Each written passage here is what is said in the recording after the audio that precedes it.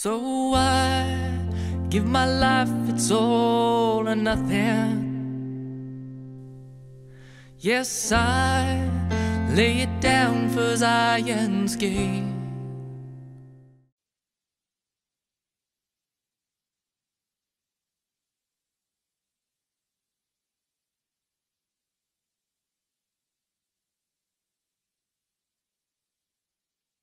Continuamos ahora con nuestro estudio de qué es la teología reformada. Vamos a seguir con nuestro análisis del acróstico tulip, el cual ha dejado de ser una hermosa flor del jardín de Dios, ya que hemos cambiado la depravación total por corrupción radical, convirtiendo la T en R, cambiamos elección incondicional por elección soberana, y luego pasamos de expiación limitada a expiación definitiva, y ahí vamos de nuevo.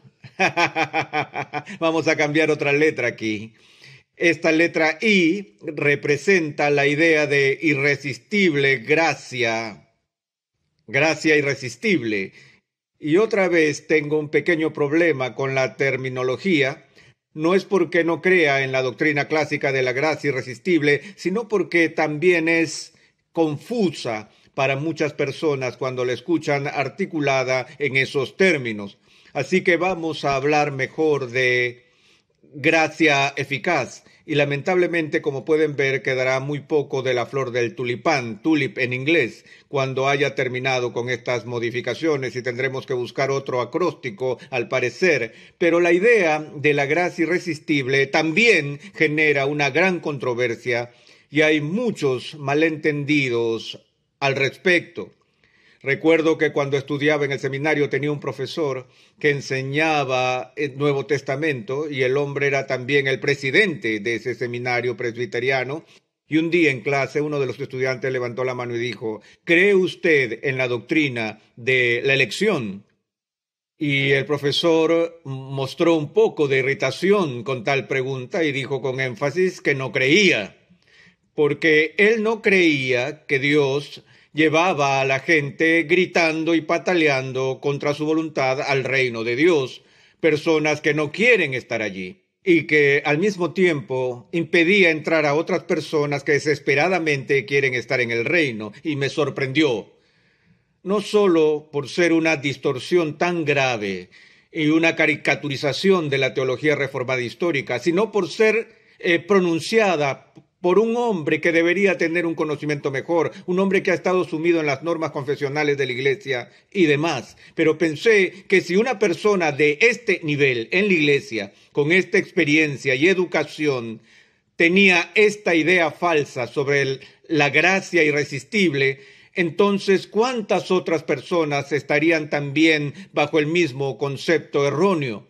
La idea de irresistible insinúa que uno no tiene la posibilidad de poner resistencia alguna a la gracia de Dios. Ahora, amados, la historia de la raza humana es la historia de una resistencia brutal de los seres humanos a la dulzura de la gracia de Dios. Lo que se entiende por gracia irresistible no es lo que la palabra sugiere, es decir, que es imposible de ser resistida. De hecho, somos capaces de resistir la gracia de Dios, y sí resistimos la gracia de Dios. Pero la idea aquí es que a pesar de nuestra resistencia natural a la gracia de Dios, esta gracia de Dios es tan poderosa que tiene la capacidad de superar nuestra resistencia natural a la misma. Es por eso que prefiero el término gracia eficaz en lugar de gracia irresistible, porque esta gracia tiene los efectos irresistibles que Dios pretende realizar con ella. Ahora, lo que estamos realmente buscando en esta controversia es la relación entre la gracia, la obra de Dios, y nuestra respuesta a ella, la relación entre fe y regeneración. De hecho, históricamente, Si hay un punto que divida la teología reformada de otras teologías, es el tema de la relación de estas dos ideas. En el pensamiento de la reforma histórica, la idea es esta, que la regeneración precede a la fe. Ahora, permítanme un momento para explicar un matiz sutil de esta palabra. Cuando usamos el término precede, por lo general estamos hablando de algo que viene antes que otra cosa en el tiempo. Es decir, si algo precede a otra cosa en el tiempo, decimos que tiene prioridad temporal. Una cosa sucede y luego, después o más tarde, la otra cosa viene tras de ella. Pero cuando los teólogos hablan con este lenguaje, ya saben que siempre tenemos que disculparnos como teólogos porque andamos confundiendo a la gente. Lo que vemos aquí en esta fórmula con respecto a lo que se llama el orden de la salvación es lo que llamamos prioridad lógica. Prioridad lógica. En este caso, por ejemplo, creemos que la justificación es solo por fe. No decimos que la fe es por la justificación. Sabemos que la justificación es por fe. Ahora, creemos que al momento, el mismo instante que una persona tiene fe, en ese mismo instante Dios lo declara justo en Cristo. Por lo que no existe una diferencia de tiempo entre la presencia de la fe y la presencia de la justificación. En el tiempo son simultáneos. Pero cuando decimos que la justificación es por fe y no la fe por la justificación, ¿qué queremos decir? Queremos decir que la justificación, la realidad de la justificación depende de una condición previa, que es la presencia de algo más para que sea real. Y en este caso, la justificación depende de la fe, no la fe dependiendo de la justificación. Así que cuando decimos que la regeneración precede a la fe, lo que esto significa es que antes de que una persona ejerza la fe salvadora, antes que crea en Cristo, antes de que ejerza su voluntad para abrazar a Cristo, Dios debe hacer algo por ellos y en ellos para que la fe pueda ser ejercitada. Ahora, es común en nuestra cultura y en nuestros círculos religiosos decir esto, que para que una persona sea regenerada o para nacer de nuevo, todo lo que se necesita para volver a nacer es creer. Así que si usted tiene fe, entonces como resultado de su fe viene a ser una nueva criatura. Usted ahora es regenerado. Usted ahora es una nueva criatura. Y ha nacido de nuevo precisamente porque ha ejercido fe.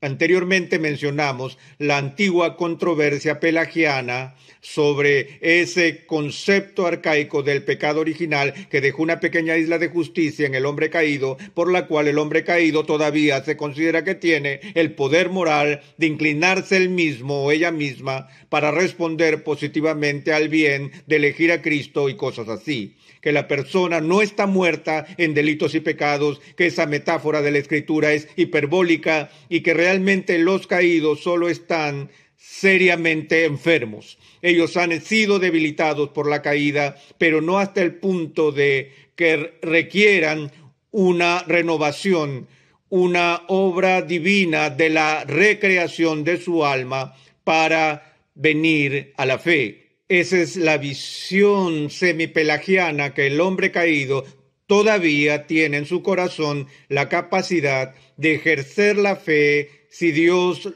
lo cautiva, lo incita o de alguna manera lo atrae. Juan refleja las palabras de Jesús en el capítulo 6 de su evangelio, donde Jesús dijo: ninguno puede venir a mí si el Padre que me envió no lo trajere.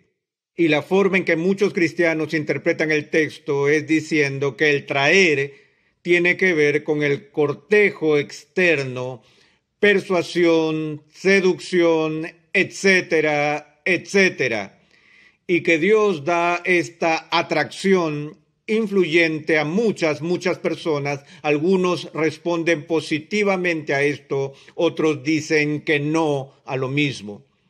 Así que Dios atrae a todo el mundo, presumiblemente, con un igual poder de persuasión, y en el análisis final, los que consienten a esa atracción son salvos, y aquellos que no lo hacen están perdidos. Una vez tuve un debate sobre este tema en un seminario arminiano en Estados Unidos, y tuve un intercambio interesante con el jefe del departamento de Nuevo Testamento cuando él citó este versículo, y me apresuré a decirle: ¿sabías que la misma palabra griega que Juan usa aquí se utiliza con frecuencia en otras partes de las Escrituras, en particular en el libro de los Hechos, donde Pablo y Silas son arrastrados a la cárcel? Y le sugerí que la idea allí en el libro de los Hechos no era que el carcelero entró en la celda y que trató de seducir o convencer a Pablo y a Silas para que volvieran tras las rejas. Le dije que no, le dije que la palabra tenía más fuerza que eso, y entonces llamé la atención del estudio lexicográfico de esa palabra griega en el Diccionario Teológico del Nuevo Testamento de Kittel, donde la presentación preferida de la palabra traer es la palabra obligar. Ahora, esto cambia todo si tú lees el texto, y Jesús está diciendo que nadie puede venir a mí si el Padre no le obliga. Eso es mucho más fuerte que usar la palabra débil traer, la cual podría dejarse para ser interpretado como el concepto de un tipo de cortejo que es una mera persuasión externa. Y en ese punto de nuestro debate, el profesor dio una vuelta de tortilla que no me esperaba. Él me dijo: sí, pero ¿sabías que la misma palabra griega es utilizada en uno de los poemas griegos? Y mencionó una cita de Eurípides o alguien más, no me acuerdo, donde se utilizó el verbo para la acción de sacar agua de un pozo. Y él me miró triunfante y dijo: Doctor Sproul, él dijo, tú no obligas al agua a salir de un pozo, ¿verdad? Y yo dije: no, señor, no lo hago. Me atrapó y confieso que no sabía de esa referencia en el idioma griego. Le dije: pero ¿cómo hace usted para sacar agua de un pozo? ¿Acaso se para en la parte superior del pozo y llama: ven agua, agua, agua? ¿Tratas de persuadirla, seducirla, o tienes que ir con un cubo y tirar de ella? Le dije: estoy muy feliz con la ilustración de sacar agua de un pozo, porque eso es lo que Dios hace con nosotros. Estamos sepultados en el agua y tenemos que ser sacados por el poder de alguien más, no del nuestro. Y de eso es lo que se trata el debate aquí. Dije al principio que todas estas controversias realmente se desprenden y se basan en nuestra comprensión de la T en Tulip, en nuestra comprensión de la doctrina de la depravación total y nuestra doctrina de la incapacidad moral. Nuestra condición de esclavitud al pecado es tan grave y la caída tan severa que no tenemos ningún deseo moral de Dios, a menos que Dios siembre ese deseo en nuestros corazones. Ahora bien, Jesús se lo dijo así a Nicodemo: el que no naciere de nuevo no puede ver el reino de Dios. Él no puede entrar al reino de Dios. Lo que oímos que nuestro Señor le dice en esta discusión con Nicodemo es lo siguiente: lo que es nacido de la carne, carne es, y que la carne para nada aprovecha. Que hay un requisito previo, una condición sine qua non, que debemos experimentar como una obra de Dios, Espíritu Santo, por la cual Él nos saca del estado de muerte espiritual, tal como Pablo dice en el 2 capítulo del libro de Efesios. Tomemos un momento para ver esto,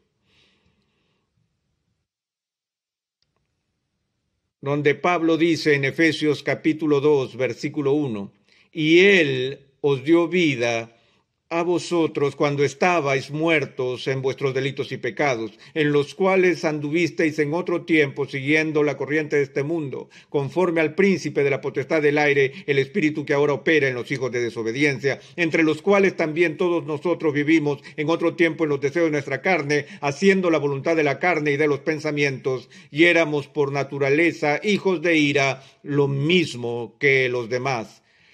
Pero Dios, que es rico en misericordia por su gran amor con que nos amó, aun estando nosotros muertos en pecados, nos dio vida juntamente con Cristo. Y luego, entre paréntesis, porque por gracia sois salvos, y juntamente con Él nos resucitó y asimismo nos hizo sentar en los lugares celestiales con Cristo Jesús. Y luego de nuevo en el verso 8, porque por gracia sois salvos por medio de la fe, y esto no es de vosotros.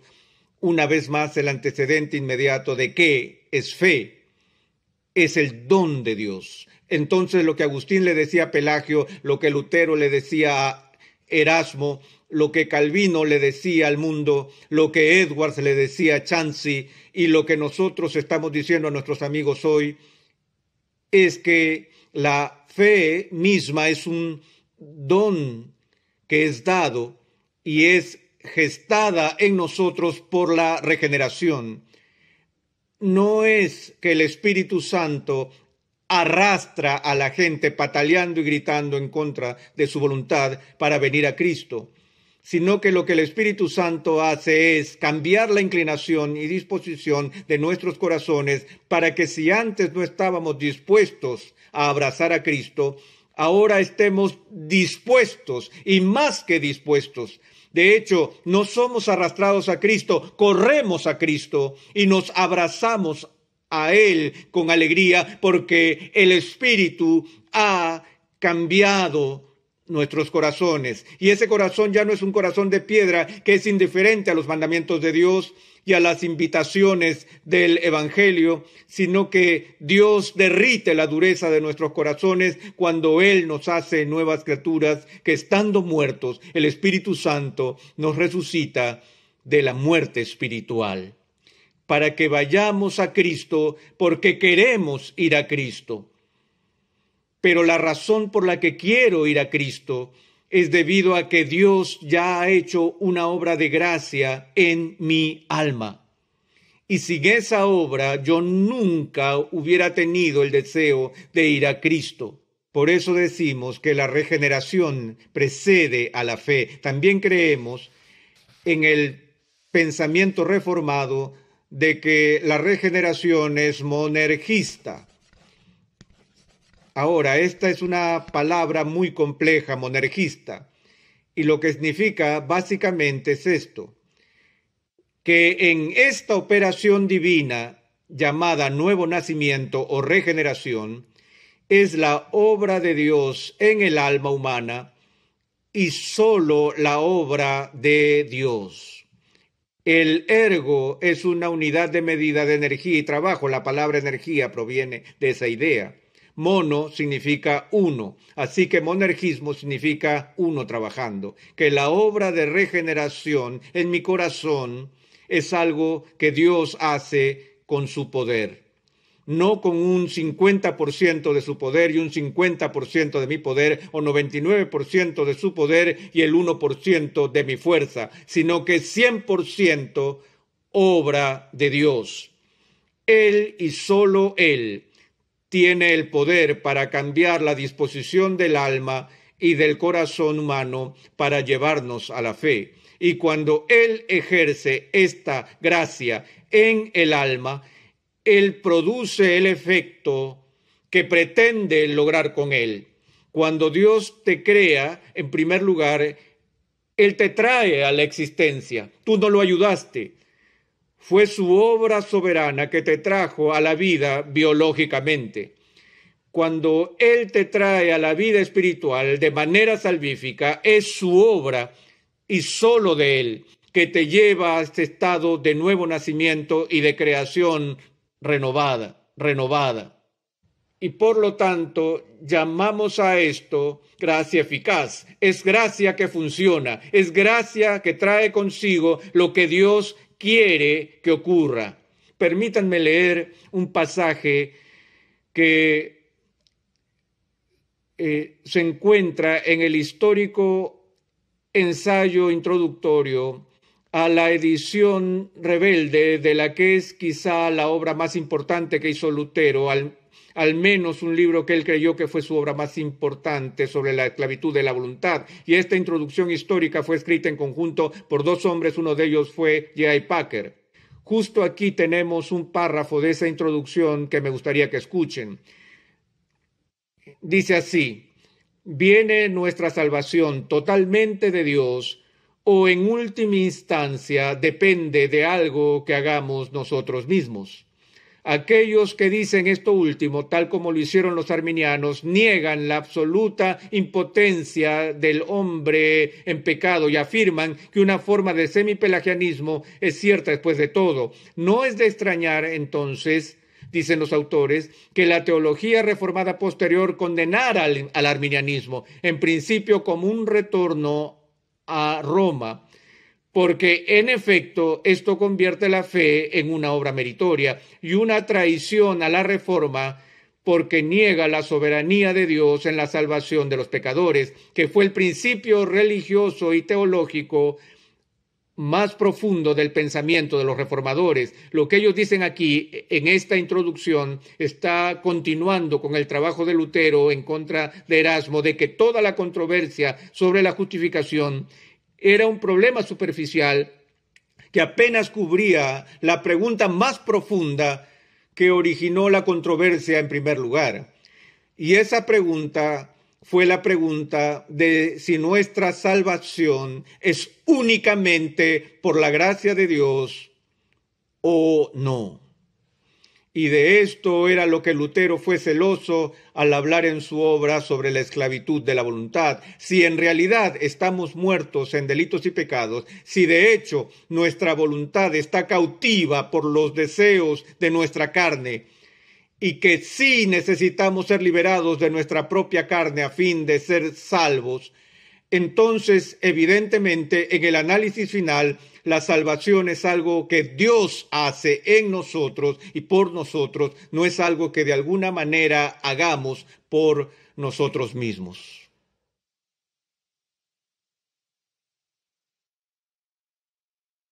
So I give my life, it's all or nothing.